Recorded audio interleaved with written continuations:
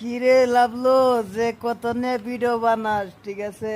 এই কত নিয়ে ভিডিও বানাইলে পাবলিকে খাইবো না, হ্যাঁ? আর বিশেষ করে যদি খাইতো, যদি আমি সেলিব্রিটি হতাম, বড় সেলিব্রিটি হতাম, তাহলে আমার নাম নিয়ে ভিডিওটা করলে খাইতো। তো আমি তো সেলিব্রিটি না রে।